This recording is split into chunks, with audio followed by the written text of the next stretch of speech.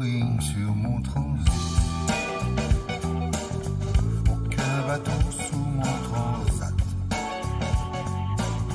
Je cherche en vain la porteuse, la retraite. Je cherche en vain le mot exit. C'est inconnu qui chante. On va en parler. Je chante pour Les transistors. La chante très bien, j'adore. Il y a un jour avec un chef-d'œuvre et c'est Gérard Depardieu qui chante la chanson parce que Gérard Depardieu, nous allons en parler à travers un livre autobiographique, Olivia. Oui, alors c'est son 3e livre en 3 ans, Gérard Depardieu. Il s'appelle Monstre, au Cherche-Midi. Alors là, ce n'est pas vraiment une autobiographie au sens propre, c'est plutôt une sorte de profession de foi, de manifeste, ce que je crois. C'est assez intéressant, je trouve, et souvent très déconcertant, parce que Gérard Depardieu, il pense toujours à rebours de la pensée dominante et unique. Donc en fait, c'est une sorte de déclaration d'amour à la vie intérieure contre l'agitation extérieure. Le monde d'aujourd'hui, qu'il résume en disant, finalement, on est abreuvé de mauvaises nouvelles ou de fake news. Ce monde où les gens comptent leurs amis, qui sont des gens qu'ils ne connaissent pas, sur les réseaux sociaux. Lui, Depardieu, il dit, moi, plus de 5 personnes, ça fait trop de bruit. Je me terre ou je me tire. Le monde d'aujourd'hui, comme ça, cette agitation permanente, il le réfute violemment par le biais d'une petite parabole. Au début du livre, il cite Simon. C'est toujours une très bonne idée de citer Simon. Un livre que je ne connais pas, qui s'appelle Les Anneaux de Bicêtre, qui est l'histoire d'un homme qui est très pressé, qui va déjeuner dans des grands restaurants avec des académiciens, des avocats, des médecins. Un homme qui a extrêmement bien réussi. Et un jour, il se réveille, il est hémiplégique, il ne peut plus bouger. Et tout d'un coup, il découvre le silence. Et tout d'un coup, il découvre la paix intérieure, et le voilà qui est disponible aux autres et aussi à lui-même. Et on se dit que, sans doute, c'est une petite parabole de la vie de Gérard Depardieu. Alors, il réhabilite le secret contre la transparence. Aujourd'hui, il faut que tout soit su. Il réhabilite le silence aussi, avec une très jolie histoire sur son père, le Dédé. Il dit que le Dédé, il suffisait qu'il mette une casquette de marin pour penser qu'il était à la mer, qu'il n'avait jamais vue. Il allait pêcher dans une rivière toute pourrue, toute polluée. Il n'y avait absolument pas de poissons, mais il avait sa casquette, il était dans le silence et il était pêcheur à la mer. Qu'est-ce que ça signifie ce titre? Pourquoi ça s'appelle Monstre? Monstre, parce qu'il dit qu'il faut laisser sortir ces monstres. Et je pense qu'il a raison, d'ailleurs. Et puis aussi, monstres, ce sont peut-être tous les monstres sacrés qu'il a rencontrés.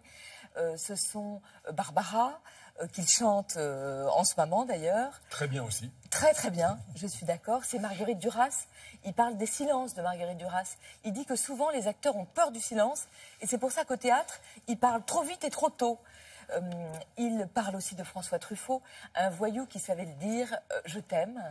Il parle aussi de Patrick Devers, en expliquant que lui n'est pas du tout nostalgique et que c'est sans doute le poids du passé, de la nostalgie et d'une enfance douloureuse qui a peut-être tué Patrick Devers. Il dit que la nostalgie le prend uniquement quand il pense à ses enfants et aux erreurs qu'il a faites avec eux. Et il demande pardon à ses 4 enfants. C'est un livre vraiment merveilleux.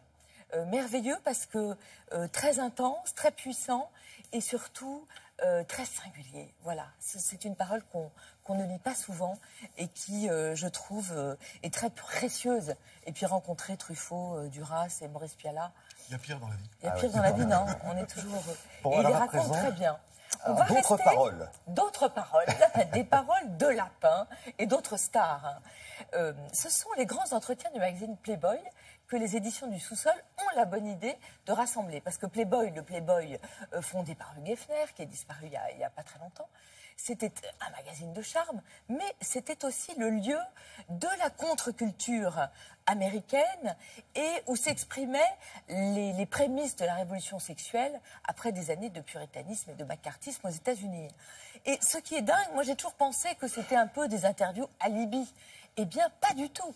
Parce que vous avez des interviews de génie. Hein. Vous avez Jack Nicholson, Paul Newman, Johnny Depp, Dennis Rodman, Tim Burton, Stephen King, Clint Eastwood. Et alors, ce sont des interviews très longues et totalement libres.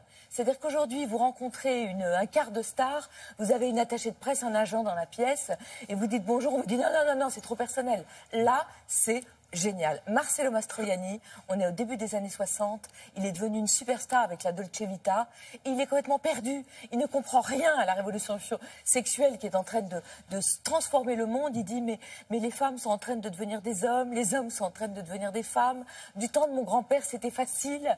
Il est aux États-Unis, on lui dit qu'est-ce que vous pensez des Américaines?